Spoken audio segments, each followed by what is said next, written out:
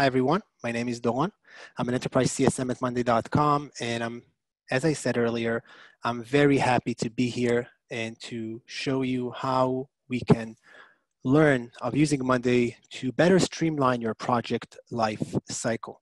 It doesn't matter whether you work in tech, construction, or hardware. As a project manager, from being assigned to a project, as we all know, to setting the priorities, aligning goals, and managing your resources, while always trying to communicate the results to the internal and external stakeholders, managing a project life cycle, it doesn't matter if your title is a project manager or not, could be a very intense challenge.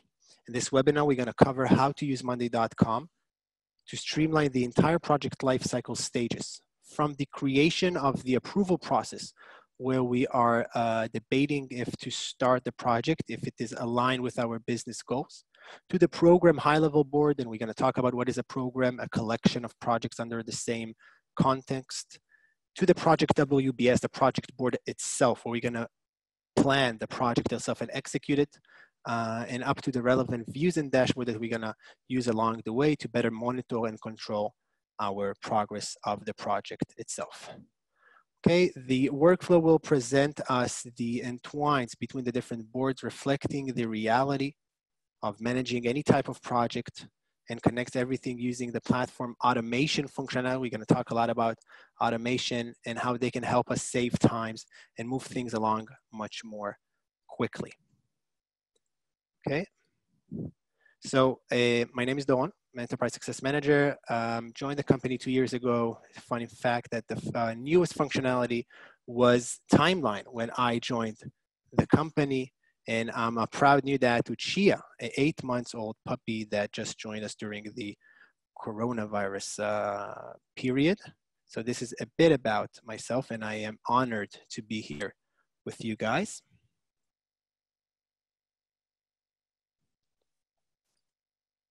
And this is the agenda. We're going to go over the project approval process. Then we're going to dive into the program HighLevel board, and we're going to explain everything. We're going to go through the project WBS, the activities boards, where we're going to manage and plan our project. Then we're going to see how we can utilize the platform for risk management, and of course, how everything is applied to the dashboards and views that will help us to better monitor and control.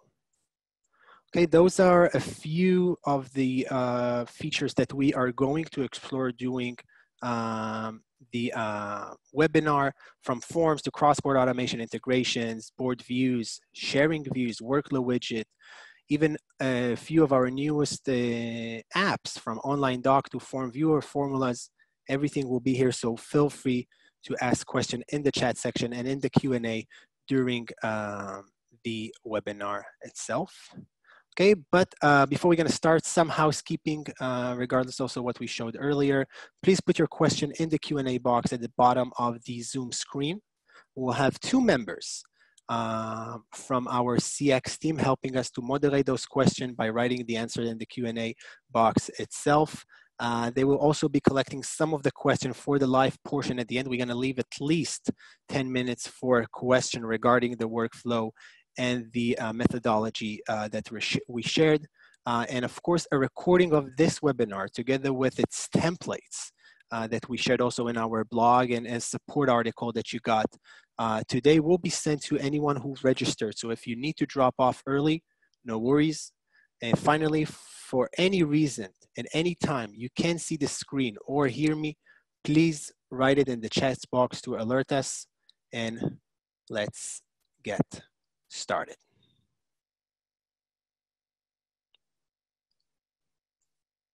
And let's dive in to the platform itself.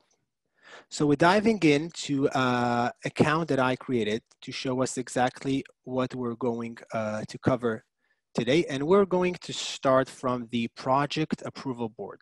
What you see here, first of all, is that we have our main workspace, project workspace. Inside, we have the different folders explaining the different areas of the boards that are inside. We have the HighLevel, we have a folder for project that we see how we're utilizing better. We're gonna see also the templates that we're using, and we can have different workspaces for different departments, okay? So here we have the workspace for customer care and any other department that is part of the account itself. This is how Monday is acting as a work operating system for multiple departments. Okay, before we're gonna dive in, just wanna make sure, because I see that people can maybe see the screen. Can you guys just write that you see the screen and you can hear me and everything is okay? Excellent, thank you so much, Jed. But I cannot see.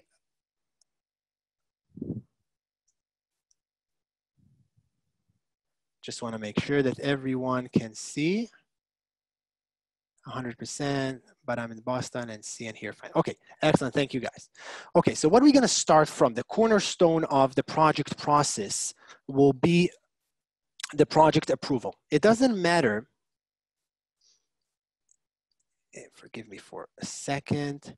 It doesn't matter if it's the projects come from an internal team at your company, or the team member are encouraged to suggest project, or it's coming from some sort of a contractual project that starts from a sale department, for example. We still need one central place for any new or suggested project to arrive. So we will be able to evaluate them and to decide if this project is gonna start. So what we did here, we created a board for project approval. Each column reflects the information that we want to capture and evaluate later on. You can see that we have 3 different groups, okay? So I'm gonna collapse all groups. 4 different groups showing new request, under consideration, approved or reject. Okay, if we're gonna go to the new request, you can see that the items, the project ideas, are coming using the form functionality. And the form functionality, sorry for that, is by using our form view. Based on the columns that I have, that I created here, I can create a form view and I can share it or embed it in any other website that I want. And I can decide if to show the relevant question, okay, if it will be required. Maybe the request date that I automatically update, we don't want to show it, so it don't need to be showed. I can put some information for each one of the question that I want, and I can share it as a link in the internet, okay, so people will be able to share, or I can even embed it as we said. So when someone is filling the form, it will go straight away to the new request group, okay? Then I will also be able to go even to see the business case analysis that this relevant person put. And for example, let's say that we want to allow people to better explain their project and the anticipated outcomes and the result of the project. We created a template for a business case analysis that people can use, okay? And they can create this board, change it to their own needs. We created here different save views that can help them to show the major milestones, cost benefits, and then just to take the link and use it in the approval process and to submit it, so the committee or anyone else that is going over the project will be able to review it. Okay, once the committee review the information and decide the outcome, okay, they will use the automation. First of all, if it's gonna be approved, they're gonna assign the PM using the people column that we have. They're gonna put their relevant approved budget, and then they're gonna change, okay, the status. So let's say here in Project Juliet, that I'm deciding that myself will be the project manager. I'm gonna decide that this will be the amount that I will allocate to this project. And the moment that I'm gonna click approve, we have an automation that will take the item straight away to approve. Okay, so we have an automation based on each and every one of the statuses that will take it to the relevant group. Now we're gonna use a cross-board automation. A cross-board automation that will really make this nice board toolbar as an actual workflow, okay? And for that, let's go to the automation center itself, and we'll see that we have 8 automations in place. The automation that I showed you so far was when status changed to something, move it to the relevant group. Now we're going to use this automation. When status changed to approve, okay, I'm going to click on it, create an item in the program HighLevel board. And you can see that by creating the item, I can map the different entities and the different columns between each one of the boards that will move to the relevant board with the relevant group. It won't going to move, it's going to be created in a different board. And I'm going to even use the link to item that we will cover later on in the selected board. And let's see it now. So when I clicked approved on Project Juliet, what happened was that in the program HighLevel board, a Project Juliet was created together with the PM, with the budget that I mapped in the other board, and automatically the project phase is upcoming because I set an automation that will say that every time that an item is created, the project phase will be upcoming. Now, the only thing that I need to do as a project manager is to make sure that I'm putting the project timeline in place. Now, let's go a bit backwards to understand what is a program HighLevel board. This board will include all the projects that was approved by the committee or the projects that we are currently working on, okay? This board will effectively show the high-level overview of all the different projects. While the projects are temporary, one-off undertakings, programs, like we see here, contains multiple interconnected projects under the same area. So this board should be built in a way that it will help us visualize if we are on the right path to reaching our larger business objectives, okay? A high-level board, this is what we have here. This is what we call in our Monday methodology, a high-level board, okay? It's not the place where the project manager itself is going to manage the project. Here you can see the project itself, it's just an item, a row. But it's where the project is going to start. It's where we're going to see the high level of the project process itself, okay? But from here, this is the area where we're going to initiate the project WBS, the project board itself. And let's see how we're going to do that, okay?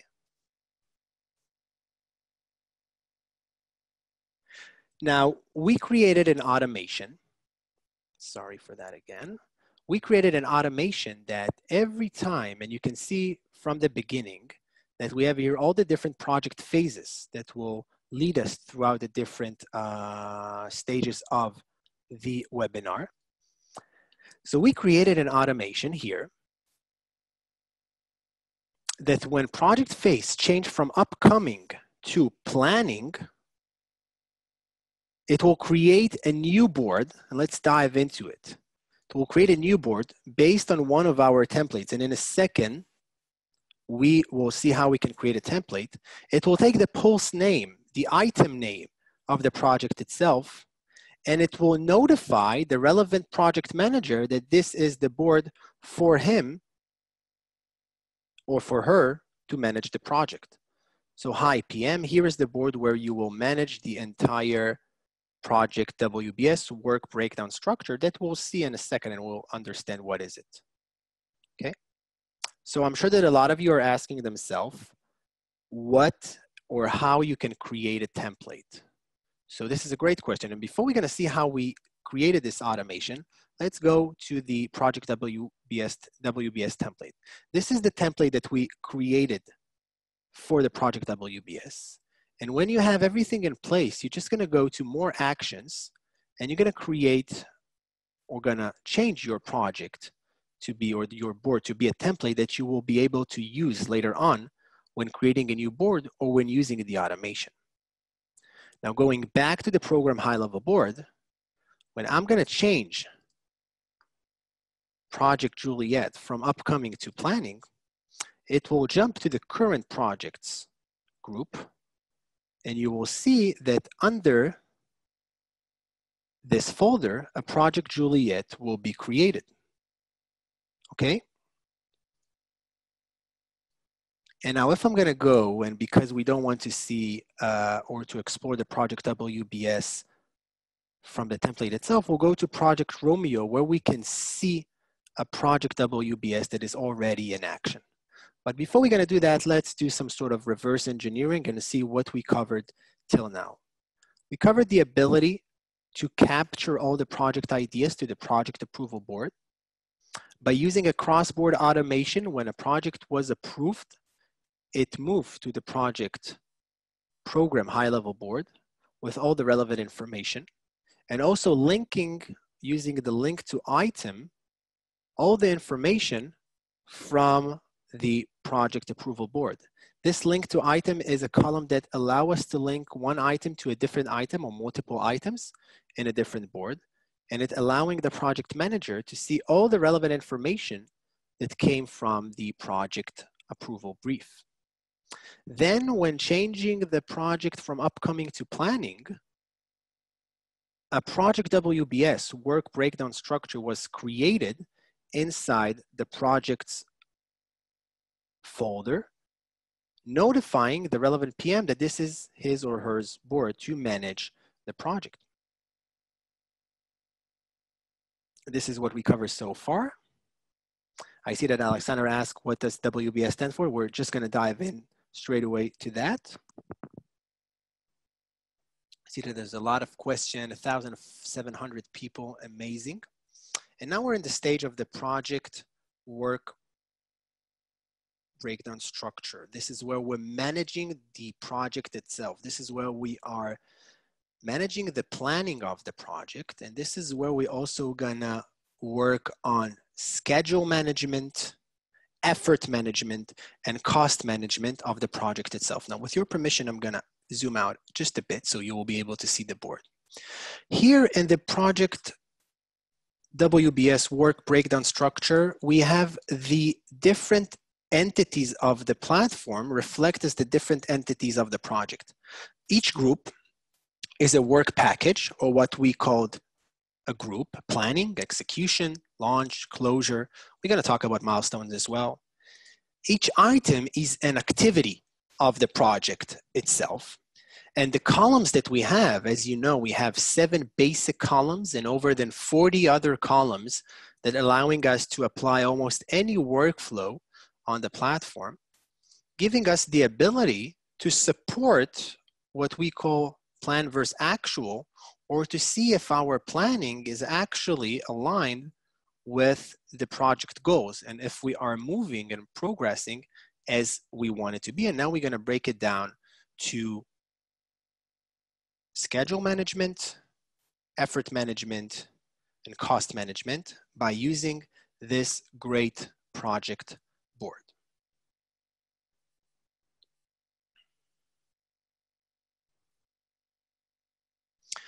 So first we will look at the schedule management using this board, and we're going to talk about 2 different terms. One is baseline and the second thing is dependencies. As you can see, we have here the owner for each activity. This is the project team, not only the project manager. We have here the status to reflect what is the current status of the activity. Let's open a few other groups as well.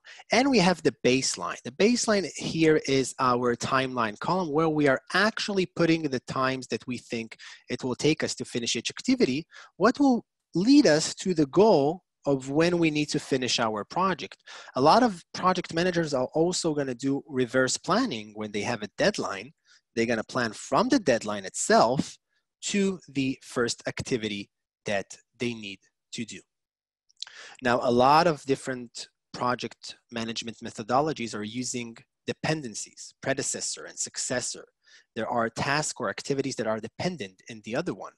So here, using the dependency column that we have, we set the dependency between each activity. And later on, when we go to the timeline view, we'll see how actually when you're changing one timeline, it's going to change the entire project based on that and based on the dependencies that we have. Okay, now it's not only to create the baseline, we also need to see if we are standing or if we are completing the project comparing to the baseline that we created. So first of all, let's see how we can create dependencies, and then we'll see how we can measure ourselves in our baseline. Okay, so dependencies can be created by using automations. And when creating automation, you will go to dependencies. Okay, and you can see that this is designed for dependency automation, and adjust the baseline, this is the column that we chose, of an item to reflect the changes made in the date of the predecessor item. This is the column. Only from the automation you can create the dependency column. And later on, we'll see how the connection is shifting different baselines when one is moving as well. Okay? Now, the second thing that we want to show that will lead us to the timeline view is milestones. Milestones are important events in time along the project timeline, and they should be distinguishable from the other activities. To show milestone, we decided to create a different group here, where each milestones for each group is being created in this group, where we know that it relates to the work package to the relevant group by using this column. Those activities are related to execution, and this one is the milestone for execution. If I want to see all the activities and the milestones, I can always filter my entire board based on that column, and let's say that we want to see closure. So now I can see only the activities of closure and the relevant milestone of closure as well. I can save it as a view and call it closure view. And now I can see the view itself, okay? But why we created the milestone that are event in time and not actually a task in a different group? Because now when we're gonna go to the timeline view, of course we can pivot the board to a timeline view and many other views that we will discover along the way. We can see the project in a very nice Gantt way that will allow us to understand our project better. We can see it divided by different groups. Okay, let's clear everything from here. So what we did was to group it by the work package, the column that I showed you, showing only the baseline. And now we can see the different milestones in a different color because the color coded is dependent on the different group. I can actually manage the project from here by opening the items and see all the information that is coming from the different columns. And as I promised you, if we're gonna shift activity 1 here, you will see later on that all the different activities, as you can see now, are shifting exactly based on that. And this is happening due to the dependency column that we created together. So we can see how beautifully everything is pushing because we pushed activity 1. So we covered milestones, that it's a very important area of understanding the project and its progress. We covered our ability to set dependencies between each and every item. And now I want to talk a bit about planned versus actual. I'll do a short stop just to see the different question. I know that we have Yuda and Elisa from our customer experience team answering all those different questions. And I see great question coming from your end. I'm reminding you that the last 10 minutes will be dedicated for questions that I will answer. Now, let's talk about plan versus actual. Okay, in order to be able to understand lead or lag time, did I finish this activity before the time that it needed or after? To generate reports later on, the necessary information inputs that I need for better planning in the future, okay, we can use a combination of an automation and a formula column, and I will explain. We created a date column called actual date of completion. And we set an automation that every time status will change to done, the actual date of completion, the date that I showed you, will document the relevant date plus 0 days, meaning the actual date itself. Okay, so let's give an example. If I'm working on this activity and I'm gonna click done, look what's gonna happen now to the actual date of completion. It automatically documented the date that I finish this activity. And by having those two date columns, one is the actual date of completion and the second is the baseline itself, I now can use the formula column that I have here. Okay, formula is one of our 40 different columns that we offer. And by using a very simple formula, we just need to take the days function. Okay, so days will be found here. Those are all the different functions. Before that, we put around just that we won't have any long numbers. And we took the baseline, the timeline, the end of the timeline. And next to it, after the comma, we put the actual date of completion. And that's it. And now we can see that this activity was done 8 days after the baseline and the deadline itself. So May 25th, but it actually has been done on June 2nd, okay? Another formula next to it that we will see how we're utilizing later on is showing us that if the number here is less than 0, so it's overdue, and if it's more than 0, so this activity was done on time. And those columns will later on help us build the metrics that we need on our dashboard to better analyze our actual verse planning. So just to sum it up again, we went over the automation that when status change, the date will be documented automatically. And by using that and the formula column, we compared between the actual date to the baseline itself, showed the number of days, and also showed if it's overdue or on time. So till now, we finish the schedule management. We cover baseline, we cover dependencies, we covered milestone and how they can be reflected in a timeline view. We also covered the planned versus actual by using an automation and formula column. One last thing that I want to show in terms of communication to stakeholders is that the timeline itself that we created for the project can be shared as a link. I'm going to do it again from the 3 dots here as a link, and to be sent or to be embedded as an iframe, and people that even they're not using monday.com can see and can be updated from the project progress in real time. So this is a very important functionality that we offer to bring people that even if they're not part of the platform to the platform itself and to consume information from the platform itself.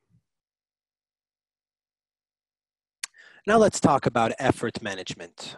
Okay, every project manager needs to be able to understand the effort required for each activity of its team members and to be able to aggregate it to an overall picture, something that will let you know if your planning was okay or not based on real life, based on the amount of hours that you want each and every person to work on, to work on the activities. Other project team members are doing also other things as well. We want to make sure that they have a good spread of responsibility for their activities, and if not, to make sure that we can reassign tasks accordingly to prevent those bottlenecks that we find from time to time. In project management, almost 70% of the project that was done after the time that they needed to be accomplished, the project manager said that the reason was not enough planning in terms of workload management. So the columns that we added here was 2 number columns. One is the planned effort, and one is the effort spent itself. So each one of the project team members or the project manager is putting the relevant effort that he or she thinks that it will take them to finish the activity. And I will give an example. For activity 6, I'm the owner. I know that I have 4 days, but I think it will be 30 hours. It's a big activity. I'm gonna spend almost every hour of my day doing this activity. In the end, actually, I spend 36 hours, also something that I'm gonna put manually here. But we're still in the planning stage. And because now I have the timeline, the owner, and the planned effort, I can see the big picture of the entire project and when and where my project team members will exceed the capacity that we set for this project. And let's see how we're going to do it.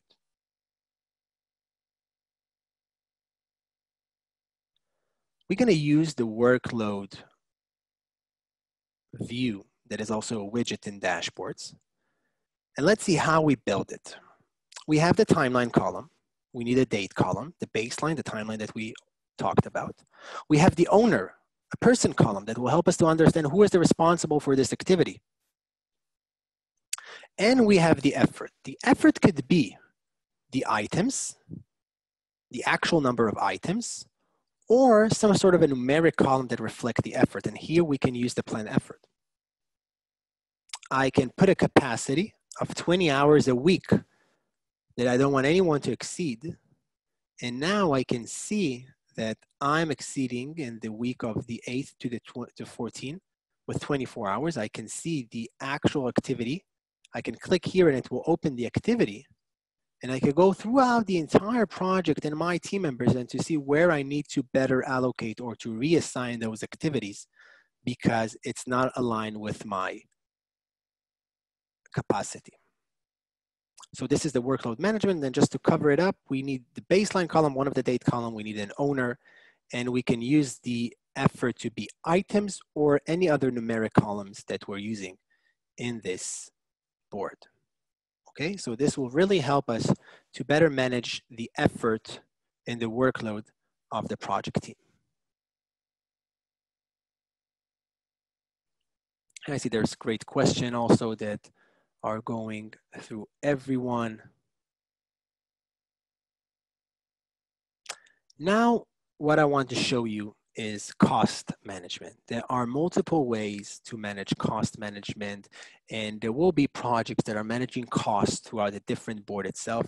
I wanted to create the ability to manage the cost in one board and also to see how we can track it in different visual ways, okay?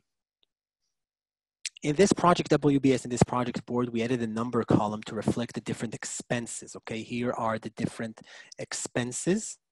And another drop-down column, very similar to the status column, but with unlimited options, although without the colors, to reflect the cost type itself.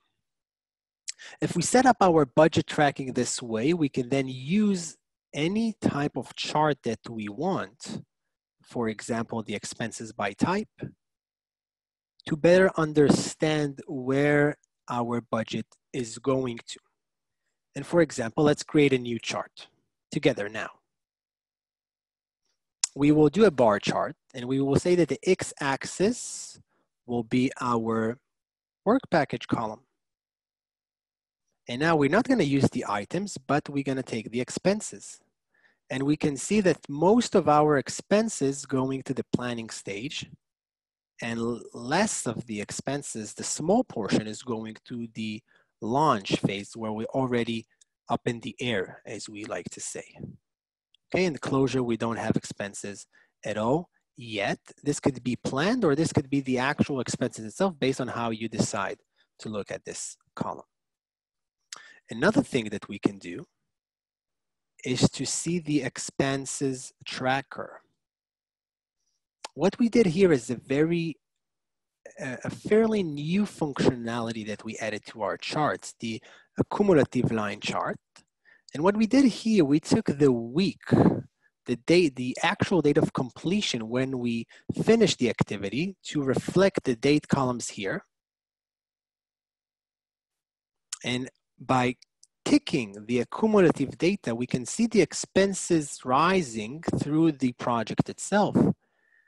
And we even had the benchmark line to reflect the project approved budget, if you remember, from the program high-level board, and even before that, from the project approval board, where the committee approved the relevant project. And the project manager can see that the project team is not exceeding the project approved budget.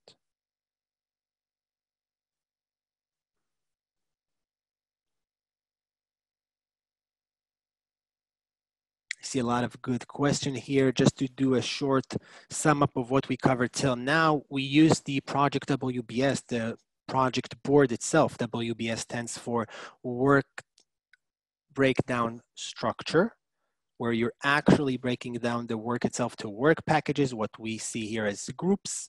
And under work packages, you have activities. We all know that now we have the new functionality even of sub-items, of sub-activities inside the activity itself, okay?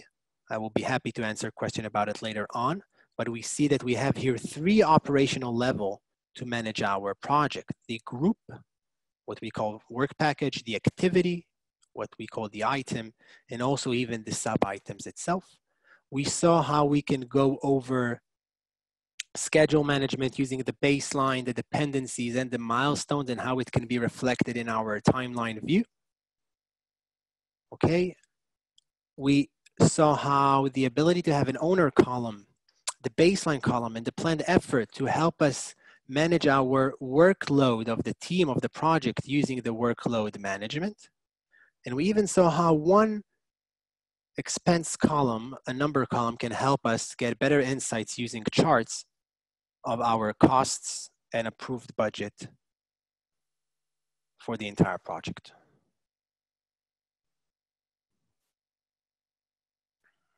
Now, I want to talk about risk management.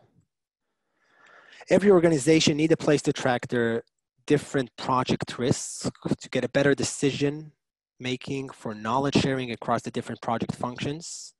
I'm now going to move to a different board, so I'm going to open the left panel.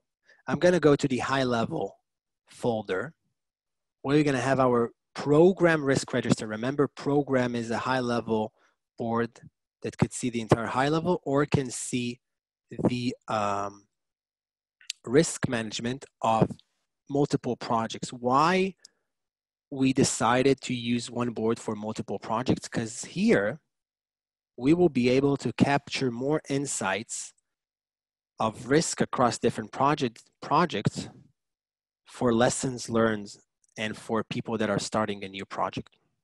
As you can see, each group is reflecting a new project or a project. Okay, so let's take Project Romeo that we are working on.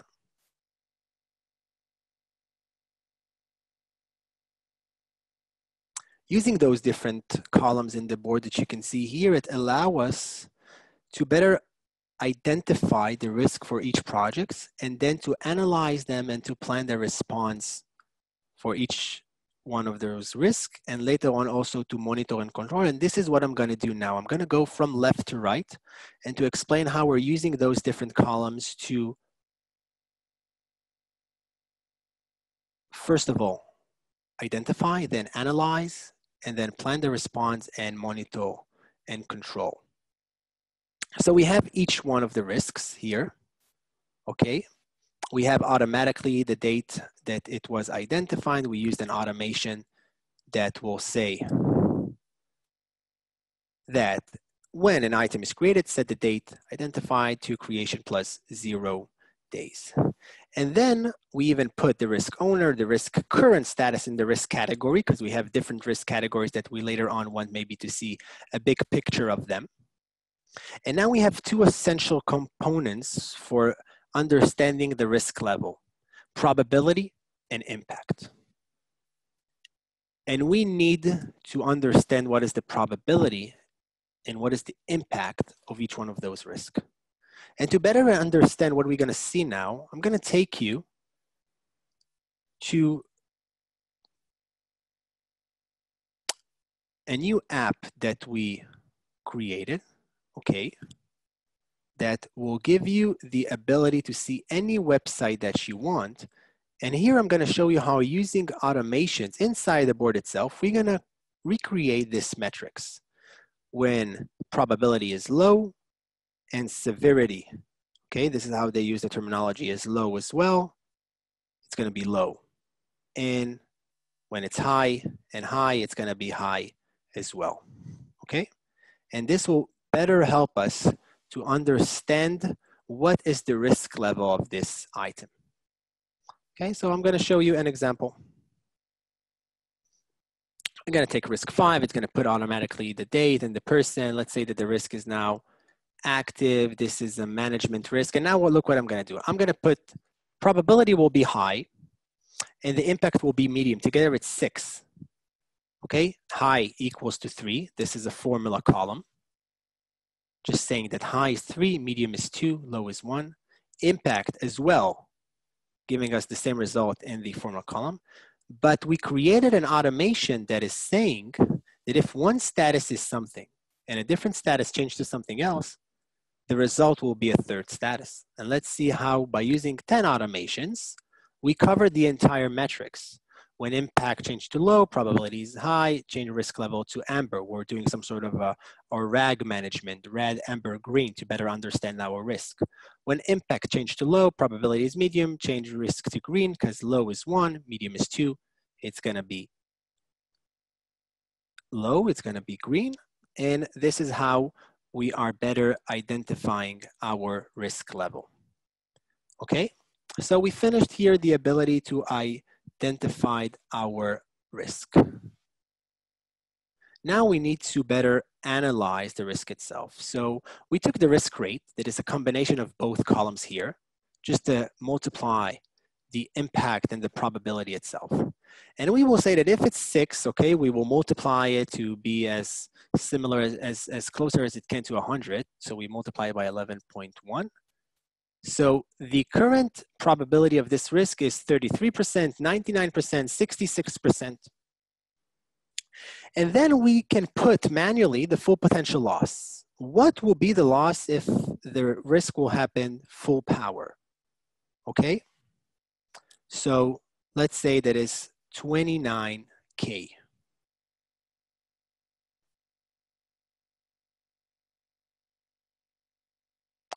Now, because the probability is 66%, the expected loss is 19K. That is 66% out of the full potential loss. And now I understand based on the current loss, on the current risk level, what is the expected loss, of course, comparing to the full potential loss that I have. And everything is happening automatically except of the risk that you need to put in the full potential loss. Now I can plan the response. Now that we have the risk level together with the risk rate and the risk probability, okay, we can insert the full potential loss that we already did, and we can better understand if it is beneficial for us to act or not. So I'm going to put manually the response cost here. And we have here a response recommendation column, a formula column that will say something very simple. And I'm not suggesting you to work exactly by that, but I am suggesting you guys to use it as a mechanism that will help you to get better decisions. And we said here that if the response cost is bigger than the expected loss, keep it as track. But if the response cost is equal to the expected or even lower, mitigate and eliminate this risk. And you can see here the result. So let's take here a great example. Let's say that 20K is the full potential loss. So 66% out of 20K will be 13,320. If the response cost will be 500, you will see that it will change to track because this is more expensive than maybe live with the loss itself. Of course, this is up to the business goals that you set for yourself.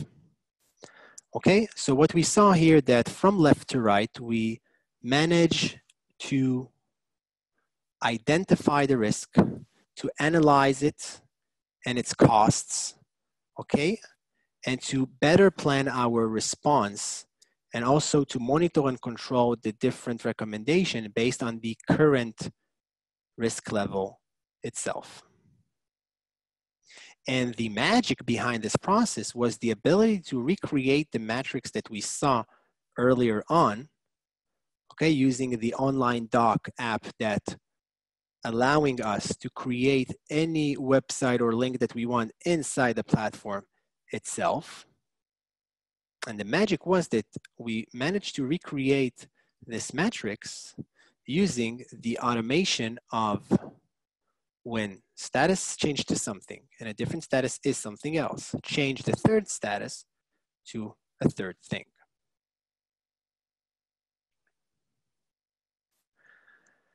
So what we did till now, we covered the entire project process from approval to the program high-level board to the project board itself, okay? And then we saw also how each project can manage its risk using the program risk register.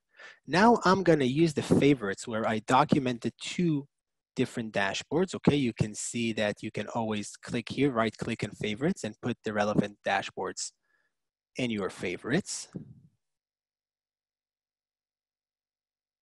And we will go to the project dashboard. And here, this is where we are better monitoring and controlling the entire project itself. And let's go over the different widgets. Widgets are, let's close it. Widgets are the different cubes that allowing us to apply any type of information that we want to this project. So we created a text widget to show that here is schedule management. We created an overview widget that will allow us to take the dates of the board itself based on the timeline and the amount of status that are marked as done. And based on that, it will give us the ability to see if this project is on track or not and the full timeline of the project itself.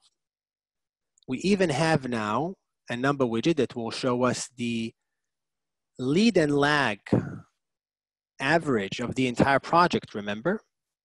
And we even filter this widget to show only the done activities, because only the done activities can show us the lead or lag because they have the actual date. Then we use the second formula column of overdue or done, also filtered only to the done activities. And we can see that 68% of the done activities were done on time, 32 were overdue. Then we have a timeline view for a bird's eye view to reflect the entire work packages, the groups of the project with the milestone and see everything in one place.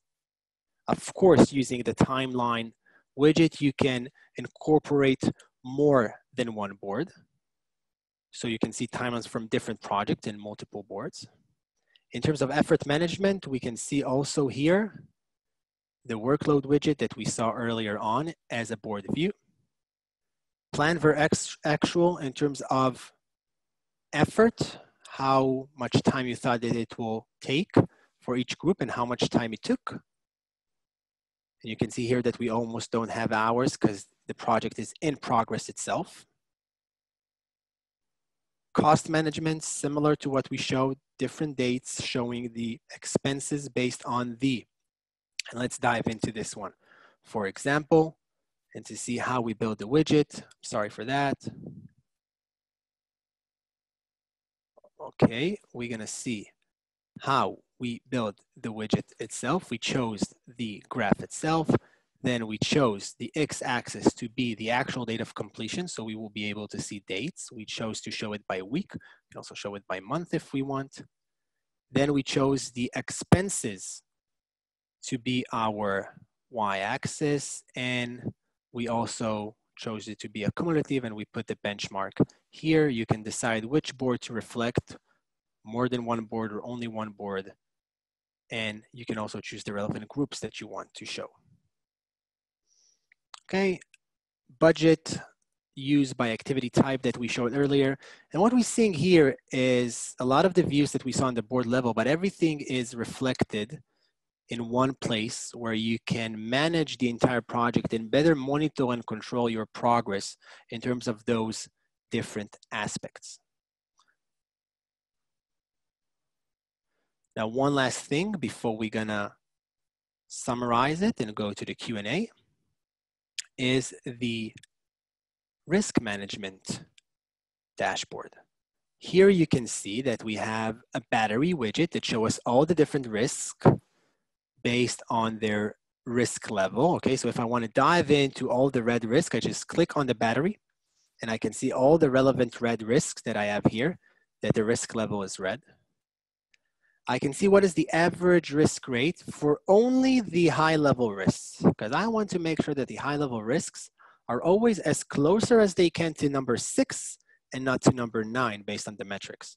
So you can see that we filter this widget only to red, to the high, and it's showing us that we're somewhere in the middle. We still can aim and push to take those high risk down to 6 and not closer to 9. We have the different risk categories, and we even have an analysis of what is the full potential loss. And it's nice to see that the expected loss is lower, and it's even nicer to see that our response cost is lower than the expected loss. So it's better for us to mitigate than to live with the risk itself. So there was 2 different examples of how you can incorporate dashboard to reflect information from one board or from multiple boards to have a better understanding of your project and progress to support the stage and project management of monitor and control. So to summarize what we did till now, or what we showed in the webinar, okay, we saw how project that's submitted to the monday.com form went to the approval process, okay, and been analyzed by the approval in the approval board. Cross-board automation shift the board itself to the program high-level board that we can see here. Then the program high-level board initiate the project WBS that went straight away to the projects folder by changing the status to planning. Here in the project folder, project WBS, we saw how we can better manage effort, schedule, and cost. And we even dived in to risk management in the program high-level view and saw how we can, from left to right, manage risk from A to Z. And we even saw the different dashboards that are showing us the bird's view to better monitor and control.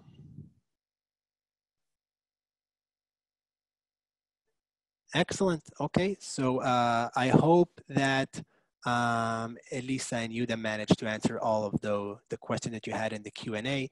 We answered the main question that you sent to me regarding the workflow itself. I'm reminding you,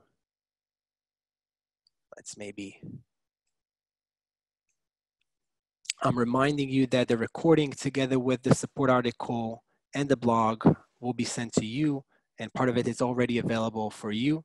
And again, just want to say thank you so much for joining this webinar.